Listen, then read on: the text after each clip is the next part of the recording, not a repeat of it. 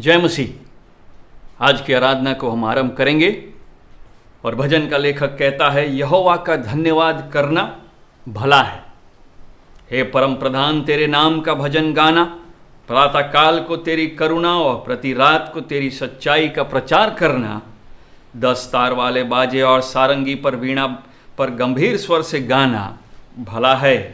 क्योंकि हे यहोवा, तूने मुझको अपने काम से आनंदित किया है और मैं तेरे हाथों के कामों के कारण जय जयकार करूँगा। आइए हम परम प्रधान परमेश्वर की जय जयकार करते हुए उसकी उपस्थिति में गाएंगे।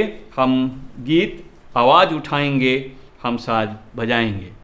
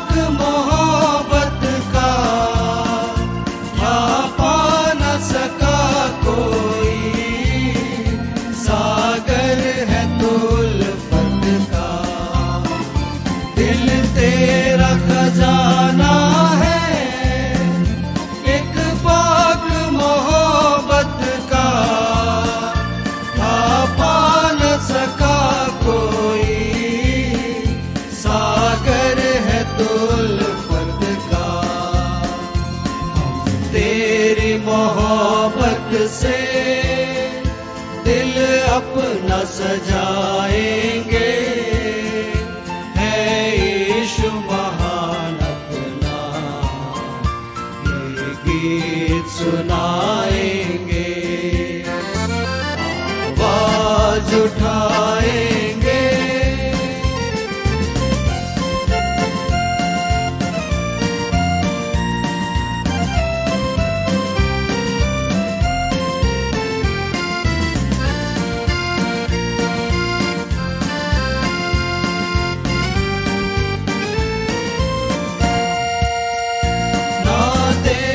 सका हम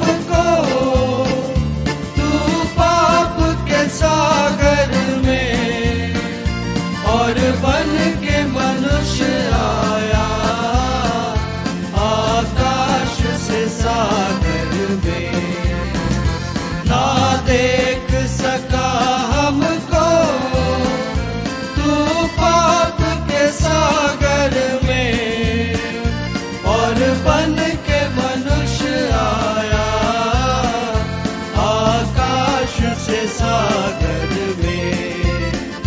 मुक्ति का तू दाता है, दुनिया को बताएंगे, है यीशु महान अपना, ये गीत सुनाएंगे, आवाज उठाएंगे, हम साज बजाएंगे, है यीशु महान अपना, ये गीत सुनाएंगे, आवाज उठाएंगे।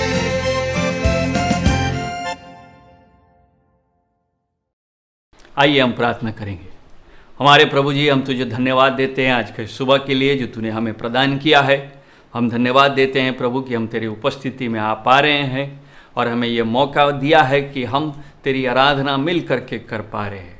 हम धन्यवाद देते हैं प्रभु टेक्नोलॉजी के लिए जिसके द्वारा हम सब मिल करके तेरी उपस्थिति में आ सकते हैं, तेरी आराधना कर पाते हैं। और प्रभु हम धन्यवाद देते हैं कि इस रीति से हम तेरे वचन पर ध्यान दे पा रहे हैं। इस लॉकडाउन के पीरियड में भी तूने हम पर यह आशीष दिया और यह अनुग्रह किया, इसलिए हम तुझे धन्यवाद देते हैं। विशेष रीति से हम धन्यवादी हैं प्रभु कि हमारे पास्टर मनोज चरण को तूने अपने अस्पताल से उनको बाहर लाया, वापस उनको घर लाया, उसके लिए हम तुझे धन्यवाद देते हैं। धन्यवाद देते हैं कि प्रभु उनका ट्रीटमेंट ठीक रीति से हो पाया है। और साथ ही प्रार्थना करते हैं प्रभु इन दिनों में जबकि वो आराम कर रहे हैं और वापस तंदुरुस्ती पाते हैं, हम प्रार्थना करते हैं कि तू उन्हें तंदुरुस्ती दे ताकि वे बेहतर महसूस कर सके, वो चंगे हो सके, संपूर्ण रीति से चंगे हो सके और सेवकाई को कर सके। साथ ही प्रभु हम उनकी पत्नी बहन शिरीन को भी हम स्मरण करते हैं प्रभु, और विशेष रीति से जबकि इस समय वो अस्पताल में है, धन्यवाद देते हैं कि पहले से उनकी अवस्था बेहतर है। और प्रार्थना करते हैं साथ ही प्रभु कि अपने योजना के अनुसार तू उन्हें भी वापस अस्पताल से घर वापस ला ताकि वे पारिवारिक रीति से मिल करके तेरी स्तुति और धन्यवाद देने पाए। हम धन्यवाद देते हैं प्रभु कि तूने हमें सुरक्षित रखा है। साथ ही हम अपने कलीसिया के दुखी परिवारों को भी स्मरण करते हैं जिन्होंने अपने प्रियजनों को खोया है। हे प्रभु, हम विशेष रीति से भाई दास के परिवार को हम स्मरण करते हैं जिन्होंने कुछ ही दिन पहले अपने बेटे को, अपने पति को खोया है। प्रार्थना करते हैं उस परिवार में तेरा शांति रहे ताकि वे तुझसे जो शांति पाए वह उनके लिए स्थिरता का कारण हो।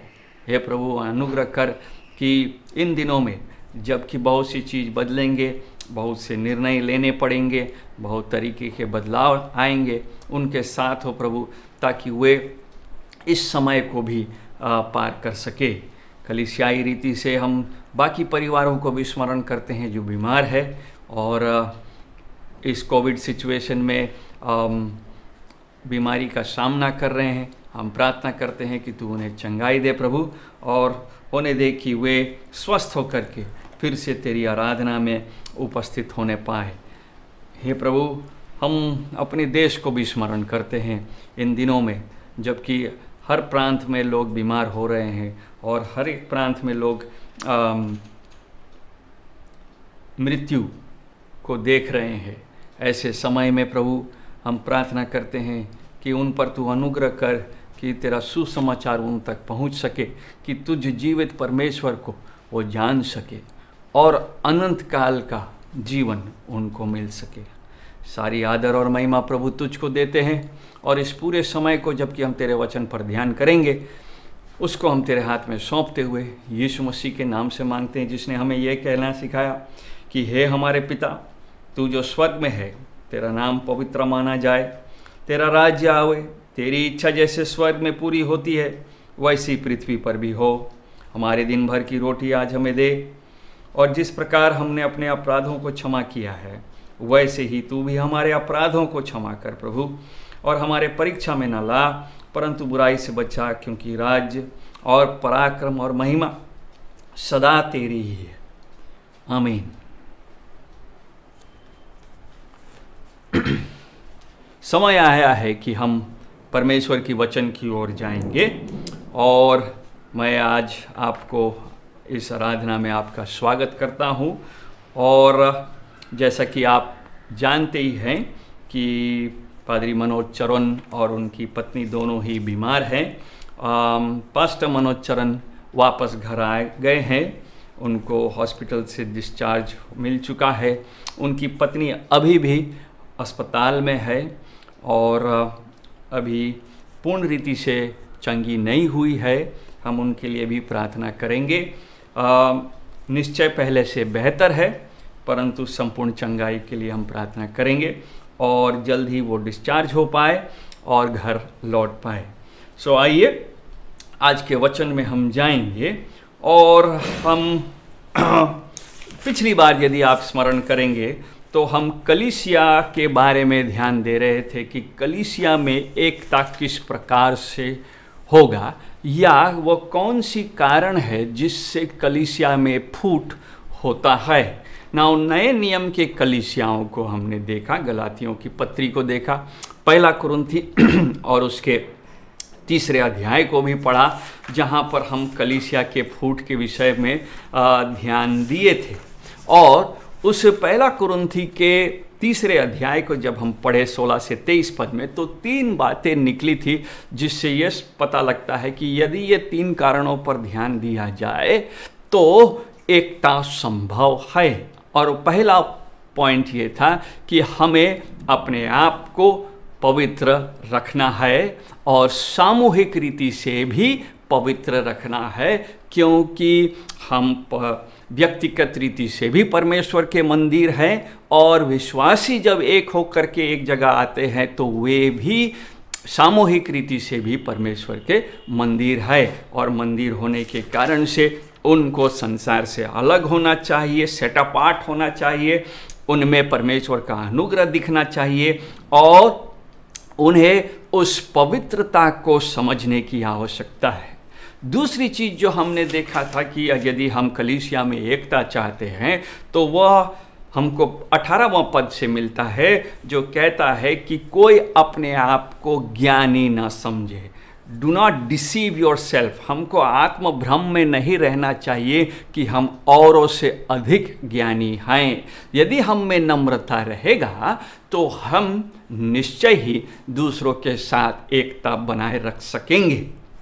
तीसरा चीज़ जो परमेश्वर का वचन हमको सिखाता है उसी अनुच्छेद से जो 21वें पद में मिला था, और वो था कि हम मनुष्य पर घमंड न करें। Do not boast in man.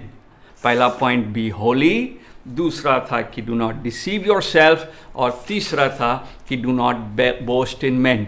मनुष्य पर घमंड नहीं करना चाहिए, उसके क्षमता पर, उसके ताकत पर नहीं। और यदि घमंड करना है, यदि महिमा करना है, तो उस क्रूस पर महिमा करे जो परमेश्वर ने अपने अनुग्रह से हमको दिया है ना। उसी विषय को आगे देखेंगे, और आज हम देखेंगे कि हम कलीसिया में एकता कैसे रखेंगे। हमने देखा था कि पिछली बार में कलीसिया में क्या करने से डिसयूनिटी होगा, यानी कि क्या करने से कलीसिया में फूट और भेद आएगा। आज देखेंगे कि क्या करना चाहिए जिससे कलीसिया में एकता आएगा। और इस एकता के विषय को ध्यान से पढ़ने से, उस पर मनन करने से पहले, मैं सोचता हूँ हमारे मनन करने से पहले गलातियों की पत्री के 5 अध्याय के 15 पद को पढ़ना बहुत ज़रूरी है। विशेष रीति से यह पद मुझे इसलिए अच्छा लगता है, और यह हमारी अवस्था को बहुत स्पष्ट रीति से बताता है ना। गलातियों की पत्री वो पहला पत्री है जब पौलुस लिख रहा है, और वह इस बात को महत्वपूर्ण समझता है कि वह गलाती के विश्वासी अर्थात यहूदी और यूनानी विश्वासियों को यह कहे कि तुम एक दूसरे को काटते और फाड़ खाते हो तो चौकस रहो कि एक दूसरे का सत्यानाश न कर दो। यदि तुम एक दूसरे को दांत से काटते और फाड़ खाते हो। यह एक महत्वपूर्ण पद इसलिए है क्योंकि यह हमें उस समय की कलीसिया की अवस्था, जो आज की कलीसिया की अवस्था से भिन्न नहीं है, को बहुत नज़दीकी से दिखाता है। जब हम गलातियों की पत्री के इस पद को पढ़ते हैं तो इससे समझ में आता है कि हमारा स्थानीय कलीसिया भी कोई में ज़्यादा अंतर नहीं है, क्योंकि हम भी एक दूसरे को काटते और फाड़ खाने में समय बिताते हैं। तो चौकस रहने की आवश्यकता है। मेरा मानना यह है कि इस पद को हर एजीबी या एजीएम और हर कमेटी मीटिंग के पहले पढ़ा जाना चाहिए, ताकि हम विश्वासियों को यह स्मरण रहे कि हम सांसारिक लोग नहीं हैं, और इस कारण से हमारा काम करने का तरीका भी सांसारिक रीति से नहीं हो सकता। हम मसीह की कलीसिया है, उसकी दुल्हन है, जिसको पवित्र, निष्कलंक और निर्दोष करके अलग करने के लिए यीशु मसीह ने रखा है। इस कारण से उसमें यह स्वभाव न पाया जाए कि वो एक दूसरे को दांत से काटते और फाड़ खाते हो। बहुत ही चित्रित भाषा को प्रयोग किया है पौलुस ने। जानवर एक दूसरे को काटते और फाड़ खाते हैं, और पौलुस जब ये कह रहा है तो वो ये कहना चाह रहा है कि हम जो विश्वासी हैं, हमारे अंदर एनिमल लाइक बिहेवियर ना हो, जानवरों के समान हम ना हो, बल्कि उद्धार पाए हुए विश्वासी के समान हो। इस पद से हम जब आरंभ करते हैं तो इस पद को समझने के लिए हमको यीशु मसीह की शिक्षा पर ध्यान देना चाहिए कि क्यों दासत्व का या गुलाम बनकर के अगुआ बनना ही उचित तरीका होगा, जिसको हम अंग्रेजी में सर्वेंट लीडरशिप कहते हैं। यदि हम यूहन्ना रचित सुसमाचार और उसके 13 अध्याय को खोलेंगे, यूहन्ना रचित सुसमाचार उसका 13 अध्याय, मैं चाहता हूं कि आप अपने बाइबलों को साथ में लें और बाइबल खोलें, क्योंकि कई बार हम केवल यूट्यूब को सुनते हैं लेकिन बाइबल खोल के पढ़ते नहीं हैं। सो मेरी आपसे आग्रह है कि आप अपने बाइबलों को खोलें, यूहन्ना रचित सुसमाचार और उसका 13 अध्याय। और यूहन्ना उपरोठी कोठरी के बारे में कह रहा है कि फसह का पर्व से पहले जब यीशु जान लिया कि मेरी घड़ी आ पहुंची है कि जगत छोड़ करके पिता के पास जाऊं, तो अपने लोगों से जो जगत में थे जैसा प्रेम वो रखता था, अंत तक वैसा ही प्रेम रखता रहा। और हम वास्तव में पढ़ना आरंभ करेंगे 4 पद से। भोजन पर से उठकर अपने कपड़े उतार दिए और अंगोछा लेकर अपने कमर बांधी। तब बर्तन में पानी भरकर चेलों के पांव धोने और जिस अंगोछे से उसकी कमर बांधी थी उसी से पोंछने लगा। जब वो शमौन पतरस के पास आया तब उसने उससे कहा, हे प्रभु, क्या तू मेरे पांव धोता है? यीशु ने उसको उत्तर दिया कि जो मैं करता हूं तू अब नहीं जानता, परंतु इसके बाद समझेगा। पतरस ने उससे कहा, तू मेरे पांव कभी ना धोने पाएगा। यह सुनकर यीशु ने उससे कहा, यदि मैं तुझे न धोऊं तो मेरे साथ तेरा कुछ भी साझा नहीं। शमौन पतरस ने उससे कहा, हे प्रभु, तो मेरे पांव ही नहीं वरन हाथ और सिर भी धो ले।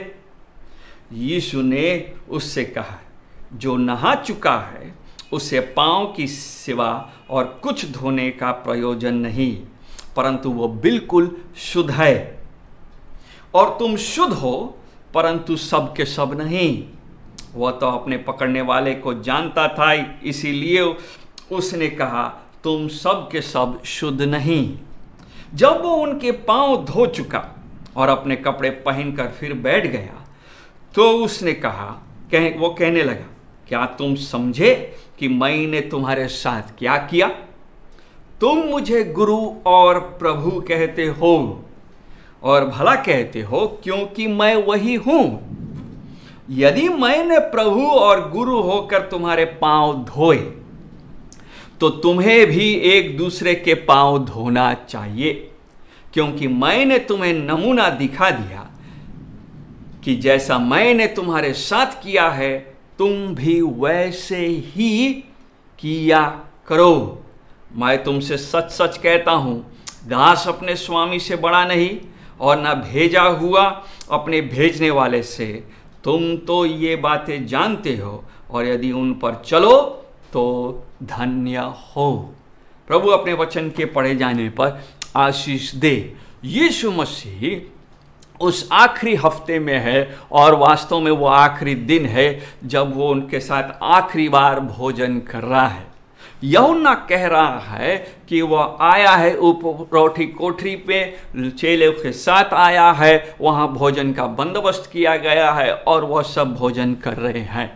और भोजन करते समय यहूदी नियम से जब पहला प्याला पिया जाता है और उसके बाद फिर रोटी तोड़ी जाती है और वह सिलसिला चल रहा है, यीशु मसीह उनके बीच में से उठता है और जाने से पहले, इसके बाद वो सताया जाएगा, वो क्रूस पर चढ़ाया जाएगा और यहाँ से फिर इतिहास बदलेगा। इससे पहले वह एक महत्वपूर्ण शिक्षा अपने शिष्यों को देना चाहता है और वह है कि वो एक दूसरे की सेवा करें। लेकिन इसको समझने से पहले इसकी पृष्ठभूमि समझने की आवश्यकता है। जब हम मरकुस रचित सुसमाचार को पढ़ते हैं और उसके 10वें अध्याय को पढ़ते हैं तो मरकुस बताता है कि आखिरी हफ्ता चल रहा है और यीशु मसीह सेवकाई कर रहा है। 10वां अध्याय का 35 से 10 पद उसका 45 तक पढ़ेंगे। वास्तव में उतना दूर नहीं पढ़ेंगे, लेकिन 35वां पद कहता है कि जब जब्दी के पुत्र याकूब और यूहन्ना उसके पास आकर कहा कि हे गुरु, हम चाहते हैं कि जो कुछ हम तुझसे मांगे वही तू हमारे लिए करे। Great question. शिष्य को एक गुरु से, अपने गुरु से मांगने का हक है। 3 साल हो चुका है, वे बहुत कुछ सीख चुके हैं। यूहन्ना यीशु मसीह का बहुत प्रिय शिष्य है, याकूब उसके नज़दीक है और वे सवाल पूछते हैं, क्या मांगते हैं? उसने उनसे कहा, तुम क्या चाहते हो कि मैं तुम्हारे लिए करूं? उन्होंने उससे कहा कि हमें यह दे कि तेरी महिमा में हम में से एक तेरे दाहिने और दूसरा तेरे बाएं बैठे। अर्थात कौन सामर्थ के स्थान पर बैठेगा, यूहन्ना या याकूब? और दोनों चाहते हैं कि वो दोनों मुख्य स्थान पर बैठे, एक दाएं ओर और एक बाएं हो। यीशु का जवाब है, यीशु ने उससे कहा, तुम नहीं जानते कि क्या मांगते हो? जो कटोरा मैं पीने पर हूं क्या पी सकते हो?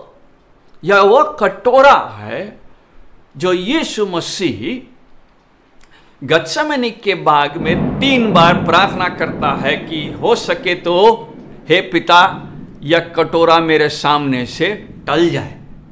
यह दुख का कटोरा है, यह पीड़ा का कटोरा है और यह क्रोध का कटोरा है। और परमेश्वर अपना क्रोध उन पर भड़का अपने पुत्र पर दिखाने वाला था, क्योंकि मनुष्य के पाप का दंड को लेना का माने है कि परमेश्वर पिता का क्रोध को अपने ऊपर लेना। नाउ पर यीशु मसीह कह रहा है कि यह असंभव है कि वह इस कटोरे को, अर्थात शिष्य इस कटोरे को ले सके। लेकिन उनका जवाब है कि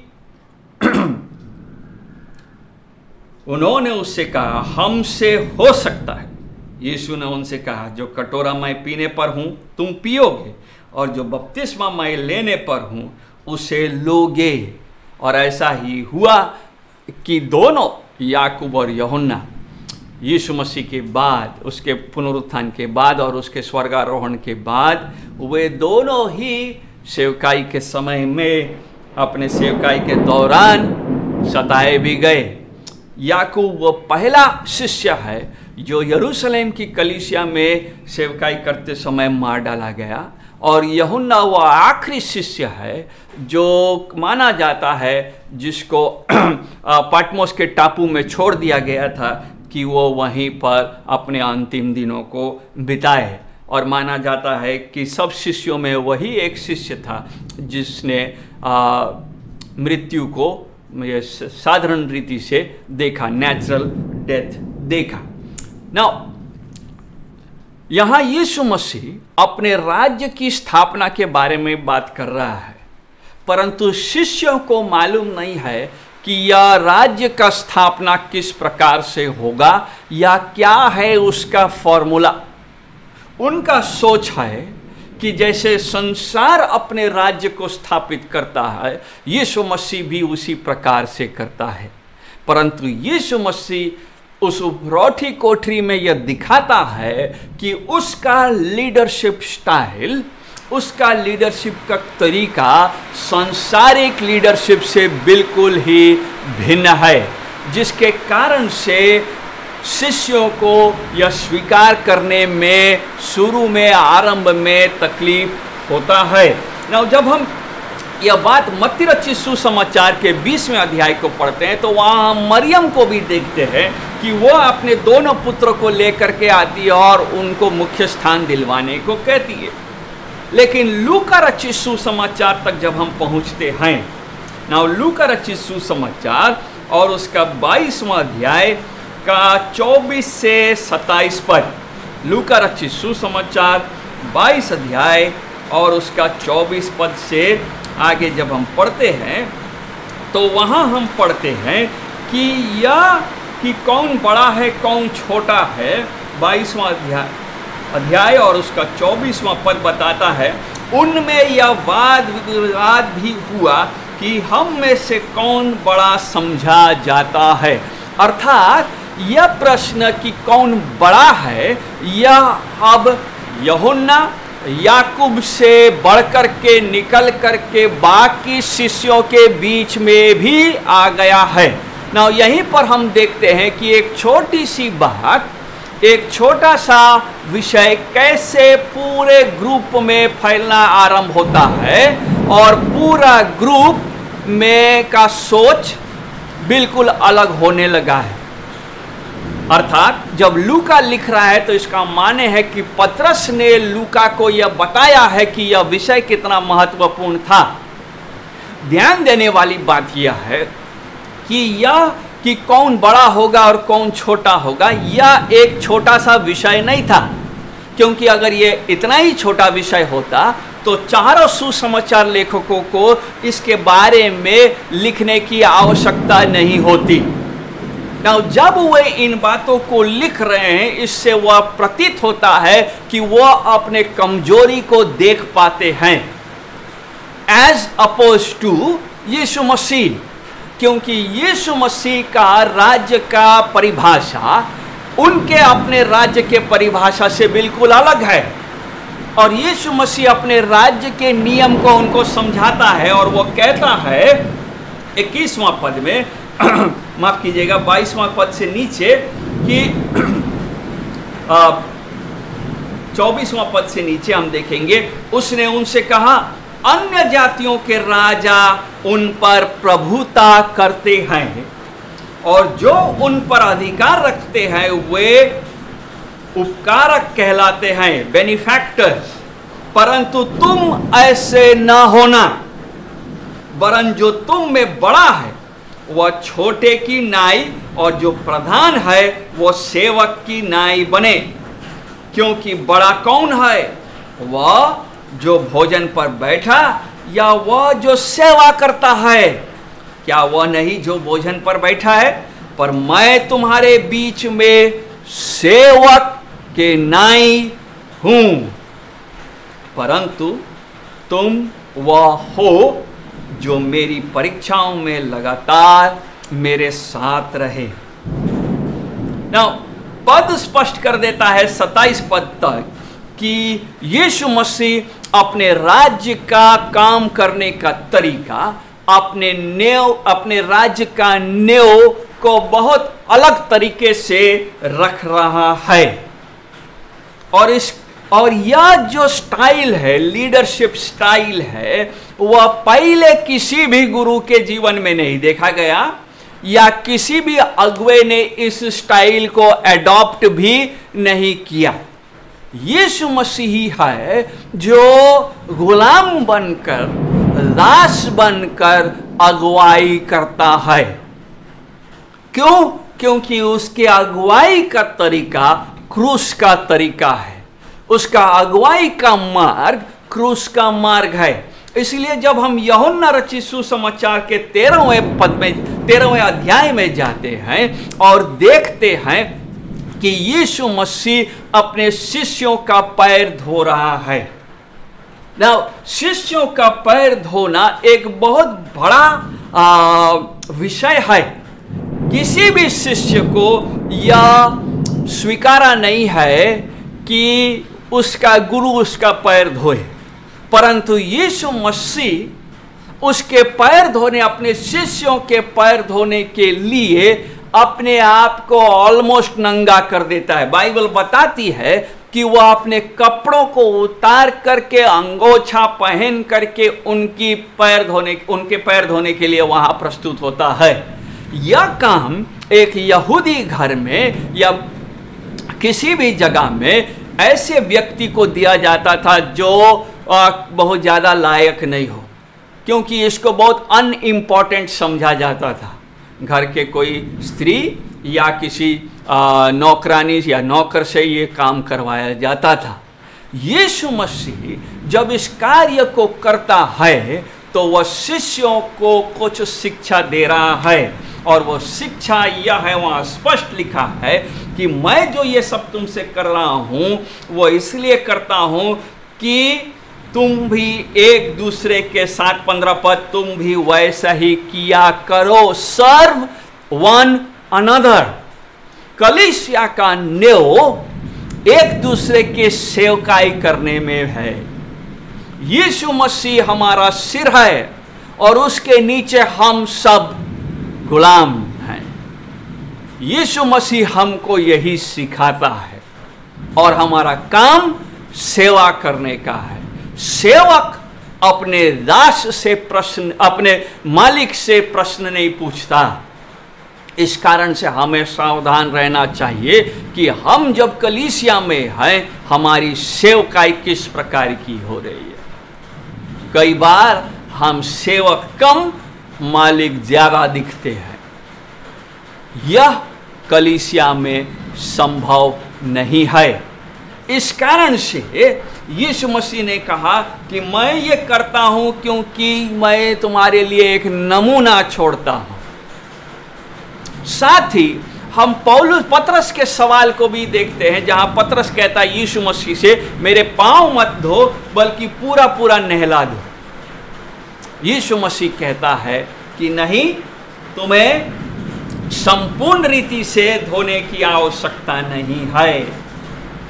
9 पद में यीशु ने 10वां पद कहा, जो नहा चुका है उसे पांव के सिवा और कुछ धोने का प्रयोजन नहीं।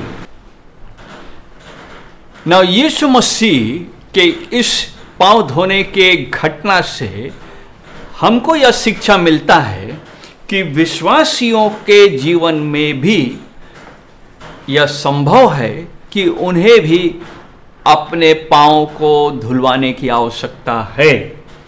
विश्वासियों को भी समय समय पर अपने आप को सांसारिक भ्रष्टता से धुलवाए जाने की आवश्यकता है कि वह उस भ्रष्टता को अपने जीवन से निकाल पाए। यीशु मसीह जब यह कार्य कर रहा है तो वह हमें एक नया लीडरशिप स्टाइल दे रहा है।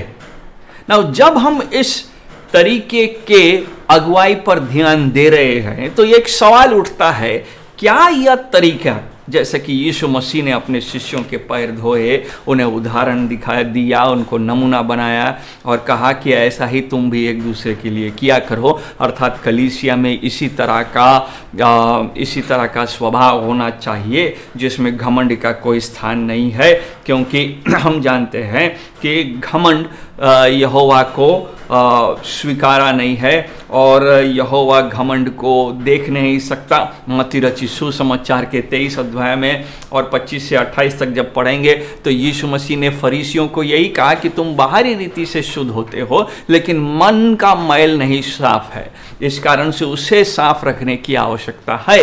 और मन का सफाई तभी संभव है जब हमारे अंदर नम्रता आएगा या नम्रता है। नाउ सवाल ये है कि यदि हम, क्या ये सर्वेंट लीडरशिप का मॉडल एक सफल मॉडल है जो यीशु मसीह दिखा रहा है? हम थोड़ी देर के लिए इतिहास के पन्नों में जाएंगे जहां हम हेरोद महान के बारे में पढ़ते हैं। नाउ हेरोद महान एक सम्राट है जो फलस्तीन इस्राएल का इस समय राजा है और वो हाशमोनियन राज्य से वो हेरोद आया है, उसने कैसर को प्रसन्न किया है रोम में और अभी यहूदिया का पूरा प्रांत, फलस्तीन का पूरा प्रांत उसको दिया गया है। ना वो एक बहुत सफल अगुवा था, उसने एक और रोमियों को संभाल के रखा था, दूसरी ओर यहूदियों को शांत रखा था और उसने उनके लिए बहुत से बड़े बड़े काम किए थे और उसके कामों में वह एक बहुत अच्छा बिल्डर एंड फेमस था कि वह यहूदियों का सुलेमान का जो मंदिर था जिसको नेबुकदनेस्सर ने ध्वंस कर दिया था, उसको बनाने में उनकी सहायता की और भव्य रीति से उनके यहूदियों का मंदिर को फिर से खड़ा किया गया था। और सांसारिक रीति से जब हम उसके राज्य को पढ़ते हैं इतिहास में तो हम पाते हैं कि वह एक बहुत अच्छा एडमिनिस्ट्रेटर, एक बहुत अच्छा आर्किटेक्ट, एक बहुत अच्छा योद्धा, एक बहुत अच्छा पॉलिटिशियन, एक बहुत अच्छा अगुवा था। नो डाउट उसने अपने समय काल में बहुत से बिल्डिंग बनाए और इतना बड़ा बड़ा बनाया कि कैसर भी रोम में इतने बड़े बड़े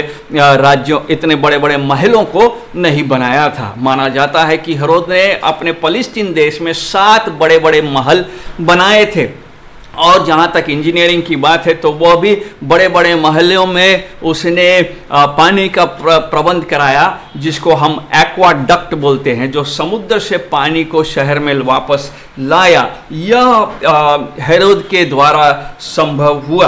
और जब हम उसके लीडरशिप स्टाइल पर ध्यान देते हैं तो हम देखते हैं कि वह एक बहुत क्रूर राजा था, वो किसी और को दूसरा राजा देख नहीं सकता था।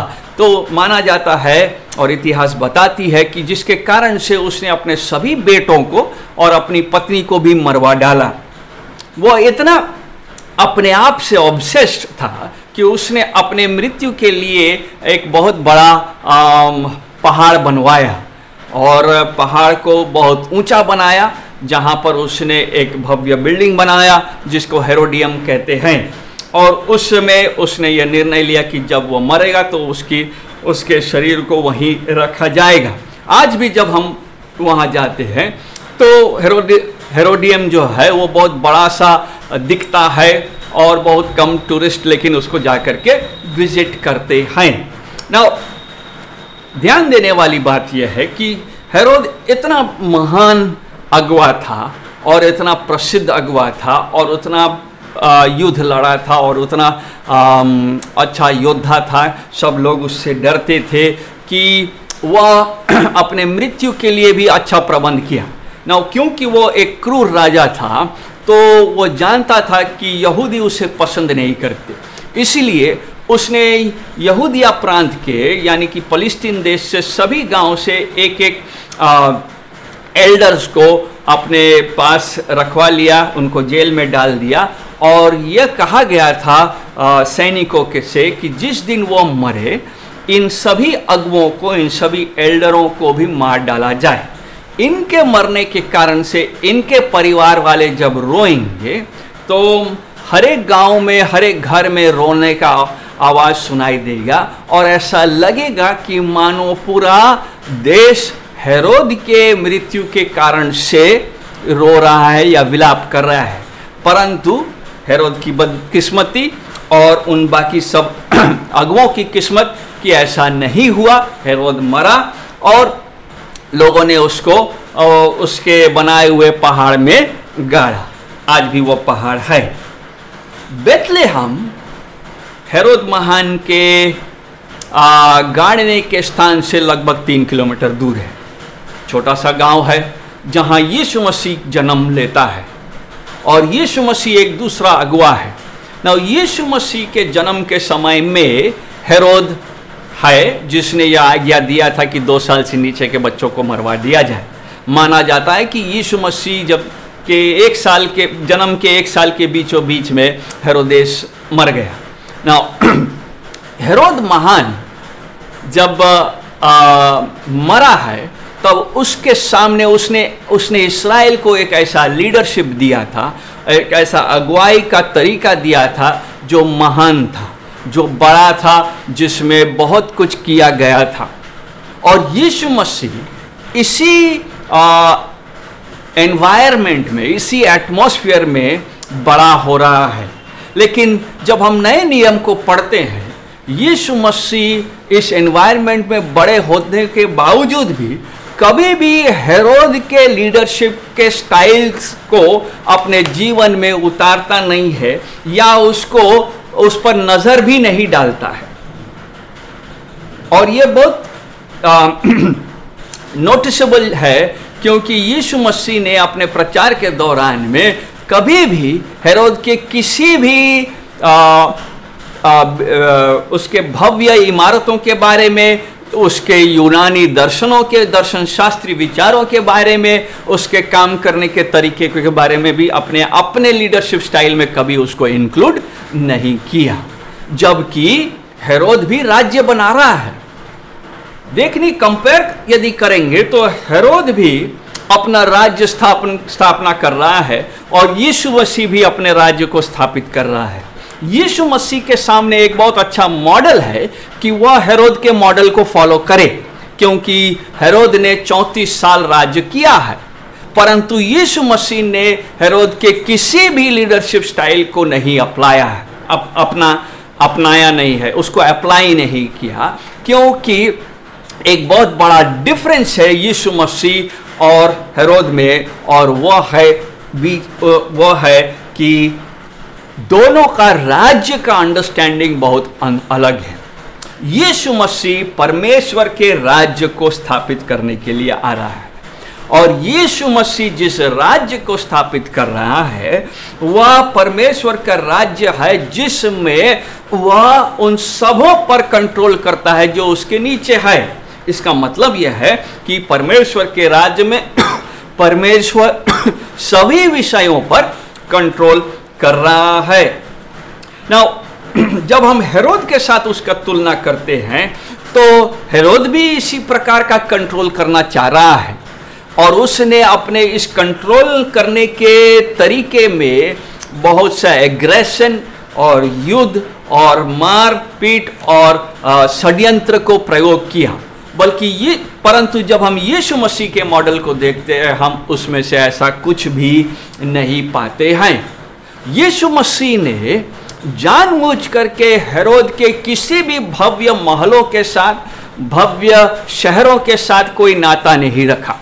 जब हम नए नियम को पढ़ते हैं तो हम देखते हैं कि यीशु मसीह की सेवकाई 3 मुख्य छोटे छोटे शहरों के बीच में हुआ है, कफरनहूम, बेतसैदा और खोराजीम। ये 3 छोटे शहर हैं जो हेरोद के बनाए हुए शहर नहीं है, क्योंकि तिबिरियास भी एक बड़ा शहर है, सफोरा एक बड़ा शहर है, कैसरिया एक बड़ा शहर है। लेकिन इन शहरों को छोड़ करके यीशु मसीह ने अपने लीडरशिप के मॉडल को अपने चेलों को सिखाने के लिए 3 छोटे शहरों को चुना जो हेरोद के शहरों में से बिल्कुल अलग है। इससे हम ये समझते हैं कि यीशु मसीह के लीडरशिप स्टाइल और उसका उद्देश्य हेरोद के स्टाइल और उसके उद्देश्य से बहुत अलग है, क्योंकि वह परमेश्वर के राज्य को स्थापित करता है। नाउ आर्कियोलॉजी को देखने से जब हम खुदाई विभाग के बातों खुद जो विशेषज्ञ है उनका मानना है कि ये जो 3 शहर हैं कफरनहूम, बेतसैदा और खुराजिम, ये जो गांव है, छोटे गांव है, वो बहुत कनेक्टेड गांव है। हर एक व्यक्ति का घर दूसरे के घर से जुड़ा हुआ है। इसका माने यह है कि हर एक के जीवन दूसरे व्यक्ति से जुड़ा हुआ है। वह अपने आप में अलग रहता नहीं है, बल्कि वह एक साथ कम्युनिटी में जीते हैं। इसका माने है कि कम्युनिटी में होने के कारण से परमेश्वर उनका एक होगा।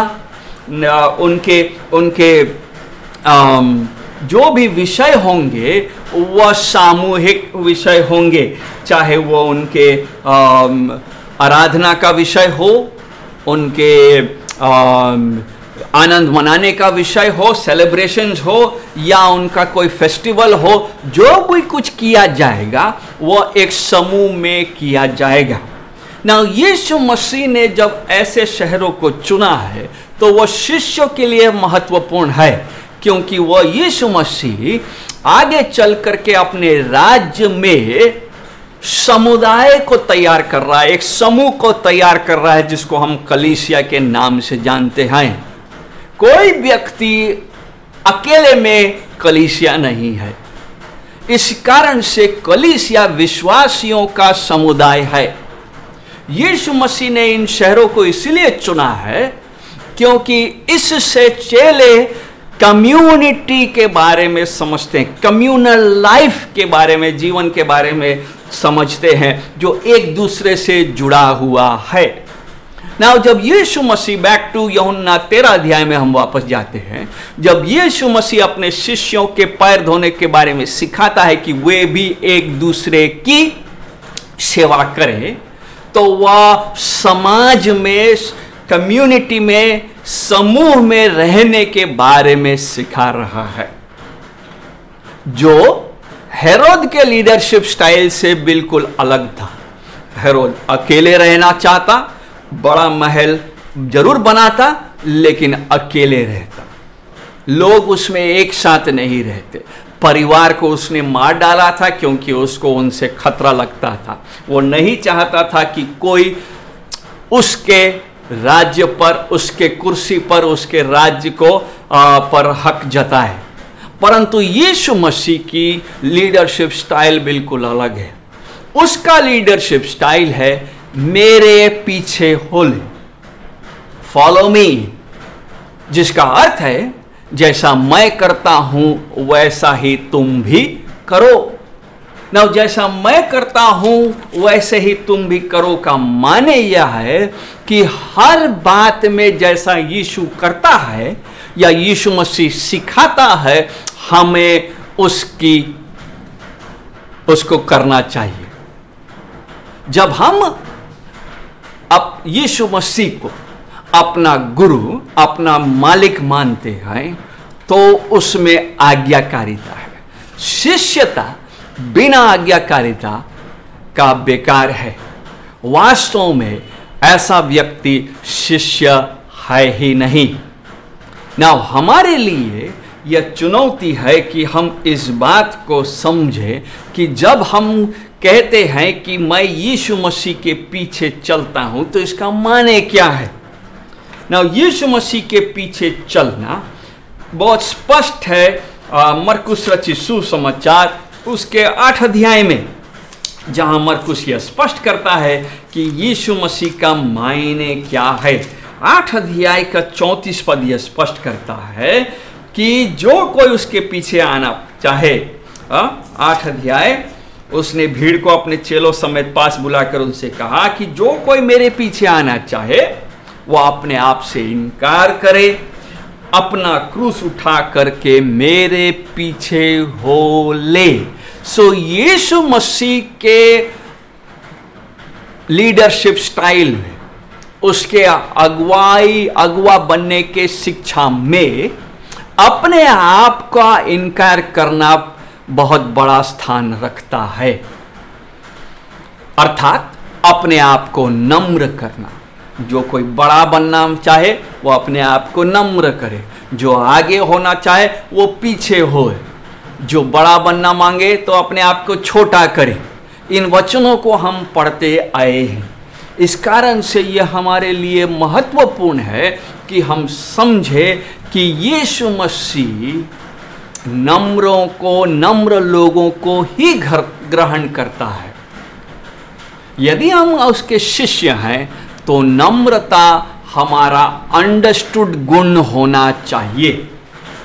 अपने आप का इनकार करें। 35वां पद, जो कोई अपना प्राण बचाना चाहे वो उसे खोएगा, पर जो कोई मेरे और सुसमाचार के लिए अपने प्राण खोएगा वह उसे बचाएगा। यदि मनुष्य सारे जगत को प्राप्त करे और अपने प्राण की हानि उठाए तो उसे क्या लाभ होगा, और मनुष्य अपने प्राण के बदले क्या देगा। 38 पद, जो कोई इस व्यभिचारी और पापी जाति के बीच मुझसे और मेरी बातों से लजाएगा, मनुष्य का पुत्र भी जब वह पवित्र दूतों के साथ अपने पिता की महिमा सहित आएगा तब उससे भी लजाएगा। सो वचन स्पष्ट करता है कि शिष्य होने का माने है कि वो अपने आप का इनकार करेगा, वो अपना क्रूस उठाएगा और यीशु मसीह के पीछे हो लेगा। हम यदि इस गलतफहमी में हमें नहीं रहना चाहिए कि क्योंकि हम एक मसीही घराने में जन्म लिए हैं, या क्योंकि हम कलीसिया से जुड़े हुए हैं, मेंबर बन गए हैं, या हम दशवांश देते हैं तो हम शिष्य हैं। जी नहीं, आप शिष्य नहीं हैं यदि आप मालिक की आज्ञा नहीं मानते हैं। यदि क्रूस नहीं तो मुकुट भी नहीं। No cross no crown. परमेश्वर करे कि आप इस बात को केवल समझे नहीं, केवल सुने नहीं, बल्कि अपने जीवन में वह बदलाव लाएं। हमने हेरोद के लीडरशिप स्टाइल को देखा है। यीशु मसीह जानबूझकर उस स्टाइल को नहीं अपनाया। आज भी हेरोद का गुम्मट है, हेरोडियम जिसको कहते हैं, लेकिन इंटरेस्टिंगली बेथलेहम जाने वाले टूरिस्ट की संख्या हेरोद के इस गुम्मट को देखने वालों की संख्या से कई गुना अधिक है। आज हेरोद उतना महान होने के बावजूद भी सिर्फ इतिहासकारों का और इतिहास के विद्यार्थियों का विषय बनकर रह गया, परंतु यीशु मसीह विश्वास का विषय है जिसके पीछे लोग चलते हैं। परमेश्वर करे कि आपके जीवन में भी यीशु मसीह आपका मालिक हो, और जब वो आपको सिखाता है कि आप उसके पीछे चले तो आप उसकी आज्ञा को मानेंगे। आइए हम प्रार्थना करेंगे, और मैं अनुरोध करूंगा कि आप अपने स्थानों में खड़े हो जाएं, ताकि इस समय जब हम प्रार्थना करेंगे तो हम न केवल अंतिम प्रार्थना करेंगे बल्कि हम अपनी भेंटों को जो हमने प्रभु के लिए लाया है उसको भी अर्पित करेंगे। और जैसे कि स्क्रीन में आपको मालूम है, दिखाया गया है कि आप उसे कैसे चर्च ऑफिस तक पहुंचाएंगे। आपसे अनुरोध है कि आप उसे ज़रूर पूरा करें। सो आइए हम प्रार्थना करेंगे। प्रभु जी, हम तेरे वचन के लिए तुझे धन्यवाद देते हैं। धन्यवाद देते हैं कि तेरा वचन हमें स्पष्ट रीति से शिक्षा देता है कि तू हमसे क्या अपेक्षा रखता है। निश्चय हमें भी हमारे पैरों को धुलवाने की आवश्यकता है। विश्वासी होने के बावजूद भी संसार के कीचड़ हमारे पैर में लगते हैं प्रभु, इसलिए हम प्रार्थना करते हैं कि हमें तू धो और शुद्ध कर, कि हम तेरी सेवा, तेरी आराधना करने के योग्य हों। धन्यवाद देते हैं आज के सुबह के लिए जो तेरी ओर से हमें मिला है प्रभु। इस पूरे दिन को हम तेरे हाथ में सौंपते हैं। धन्यवाद देते तेरे सारे अनुग्रह के लिए जो तूने हम पर किया है। यीशु मसीह के नाम से मांगते हैं, आमीन। हम डॉक्सोलॉजी को अब इस समय गाएंगे।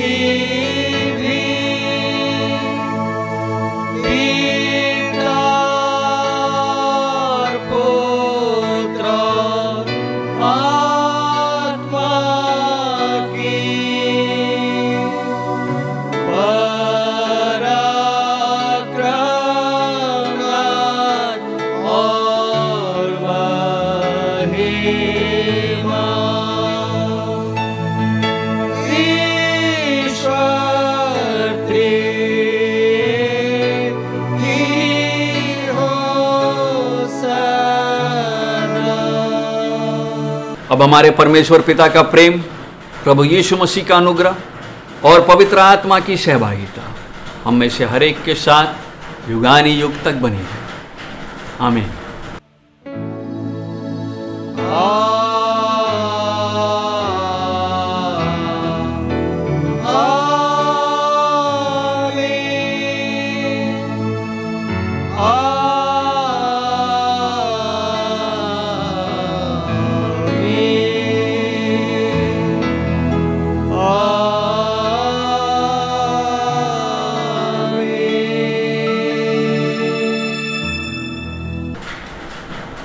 आप सबों को जय मसीह।